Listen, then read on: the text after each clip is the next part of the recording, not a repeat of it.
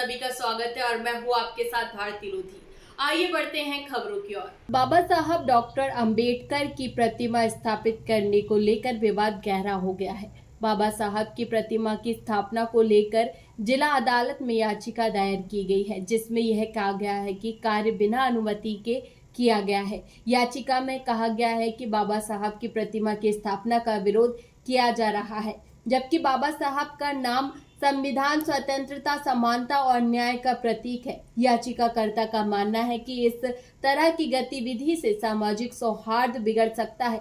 अधिकारियों का कहना है कि इस विवाद के समाधान में जल्द ही उचित कदम उठाए जाए।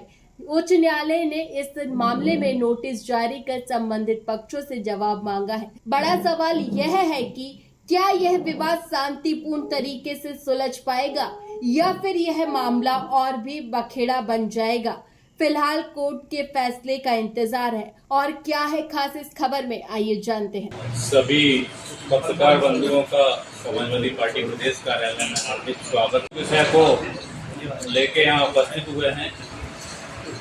आज जैसा कि आप लोगों को प्रेस नोट दिया गया है कि हमारे संविधान के रचयिता, पिछड़ों, दलितों, सभी के लिए लोग भगवान भी मानते हैं, उनकी पूजा करते हैं। आप देखें उनकी जितनी बड़ी जयंती माननीय डॉक्टर बाबा साहब भीमराव अम्बेडकर जी की मनाई जाती है, उतने धूमधाम से किसी की जयंती आज तक नहीं मनाई जाती है। आप सबने देखा होगा पूरे देश से लेकर विदेशों में मनाई जाती है। आप देखेंगे इनकी जो मूर्ति है वो सिडनी में भी लगी हुई है, ऑस्ट्रेलिया में भी लगी हुई है। लेकिन कुछ मनवादी मानसिकता के जो लोग हैं वो ग्वालियर हाई कोर्ट परिसर में माननीय उच्च न्यायालय में तो माननीय जज साहब अपना आदेश दे के गए हैं। कोर्ट का आदेश को लोग नहीं मान रहे हैं। उसमें अगर आप देखेंगे तो जो भारतीय जनता पार्टी के कुछ एक जो उनकी मदर शाखा है, आरएसएस जो इनके आका हैं, उन्होंने रिट भी दायर की हुई है कि मूर्ति के विरोध में।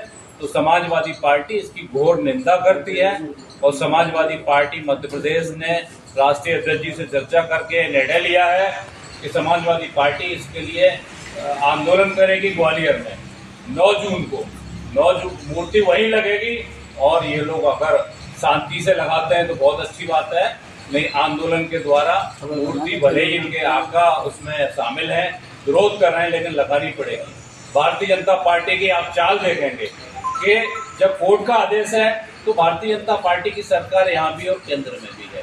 ये लोग बैठे बैठे क्या कर रहे हैं? अभी तक कलेक्टर साहब चाहते तो मूर्ति को लगवा सकते थे, लेकिन कोर्ट के आदेश के बाद भी उन्होंने अभी तक मामले को अटका के रखा हुआ है, क्योंकि बाद में अचानक से भारतीय जनता पार्टी आएगी और कहेगी कि आप बाबा साहब की मूर्ति हम लगवा रहे हैं। आप सोचिए, मूर्ति को न लगवाना कितना बड़ा अपमान है। ये देश को, संविधान को मानने वाले लोग नहीं है समाजवादी पार्टी, और हम लोग भारतीय संविधान जो बाबा साहब इसके रचयिता हैं डॉक्टर भीमराव अम्बेडकर जी, हम लोग इसको मानने वाले लोग हैं। इनके मंत्री भी नहीं मानते हैं, जो भारतीय सेना का अपमान करते हैं, भारतीय महिलाओं का अपमान करते हैं, किसी का भी अपमान कर देते हैं, क्योंकि इन्होंने भी संविधान की शपथ ली है। लेकिन झूठी शपथ खाने वाले ये लोग हैं जो संविधान को ही नहीं मान रहे हैं। तो समाजवादी पार्टी चाहे हम लोगों को बलिदान देना पड़े, कुछ भी करना पड़े, वह मूर्ति को स्थापित करके रहेंगे। साथ में हम लोगों ने राष्ट्रीय अध्यक्ष माननीय श्री अखिलेश यादव जी से भी समय मांगा है, वो भी जल्दी मध्य प्रदेश में आने वाले हैं। कई मुद्दे हो चुके हैं जो भारतीय जनता पार्टी की जो शासनकाल में आप देखेंगे कि सागर का मसला भी चल ही रहा है। आप देखेंगे तो माननीय सुप्रीम कोर्ट ने SIT गठित करना पड़ा, यहाँ के मंत्री उसमें इन्वॉल्व थे। इसी तरह ग्वालियर का ये मसला आ गया है। तो बहुत सारे मुद्दे हैं, लेकिन यहाँ लोगों को न्याय नहीं मिल रहा है। समाजवादी पार्टी हमेशा आप देखेंगे तो समाजवादी आंदोलन जो भी हुए परिवर्तन के लिए हुए हैं। उत्तर प्रदेश में भी भारतीय जनता पार्टी को धूल चढ़ाई है माननीय राष्ट्रीय अध्यक्ष अखिलेश यादव जी के नेतृत्व में। अब मध्य प्रदेश में जो आए दिन आप देखेंगे न महिलाएं सुरक्षित हैं, न हमारे किसान सुरक्षित हैं, किसानों के साथ भी अन्याय हो रहा है, कोई भी व्यक्ति यहाँ सुरक्षित नहीं है। आप देखेंगे कि लगातार भारतीय जनता पार्टी के नेता संविधान की धज्जियां उड़ाए जा रहे हैं, चाहे इनके जगदीश देवड़ा डिप्टी CM हो, चाहे इनके मंत्री विजय शाह हो, चाहे इनके फगन सिंह कुलस्ते पूर्व केंद्रीय मंत्री रहे हों, और उषा ठाकुर एक महिला होकर मंच पे बैठी रहती है। इसी तरह अभी तक आप किसी ने भी, इनकी भारतीय जनता पार्टी के नेता ने ग्वालियर जो उच्च न्यायालय परिसर में मूर्ति लगनी है माननीय बाबा साहब की, किसी ने कोई एक वक्तव्य तक नहीं दिया है। वो इंतजार कर रहे हैं कि बाद में हम लोग इसका श्रेय लेना चाहते हैं, तो ये श्रेय नहीं है, बाबा साहब का अपमान है। भारतीय जनता पार्टी और प्रशासन कितनी भी ताकत लगा ले, लेकिन मूर्ति वहीं लगेगी। अगर शांति से नहीं लगने देंगे तो समाजवादी पार्टी आंदोलन करेगी और क्रांति करेगी, लेकिन मूर्ति उच्च न्यायालय परिसर में लगेगी। प्रदेश अध्यक्ष जी ने आपको सभी सूचनाएं दी हैं। मैं इसमें जोड़ना चाहता हूं कि समाजवादियों ने सामाजिक न्याय के मुद्दे को इस देश में स्थापित करने के लिए डॉक्टर राम मनोहर लोहिया ने पिछड़ा पापे 100 में 60 से जो शुरू किया, उसके बाद में समाजवादियों ने मंडल कमीशन बनवाया, उसकी सिफारिशों को लागू करवाया और आज पूरे उत्तर प्रदेश और देश में पीडीए का अभियान और जाति जनगणना कराने को लेकर के एक बड़ी मुहिम समाजवादियों के द्वारा अखिलेश यादव जी के नेतृत्व में चलाई जा रही है। जो घटना हुई है वो बहुत ही ज्यादा दुर्भाग्यपूर्ण है और ये बहुत शर्मनाक है। पहली मांग मेरी ये है कि हमारे मुख्यमंत्री जो है और भाजपा के जो हमारे अध्यक्ष हैं और जो भी आरएसएस के संगठन मंत्री हैं, वो ये बताएं कि इस मुद्दे पर उनका क्या कहना है। बाबा साहब की मूर्ति के लगने के पक्ष में है न्यायालय के आदेश के बाद में या विपक्ष में?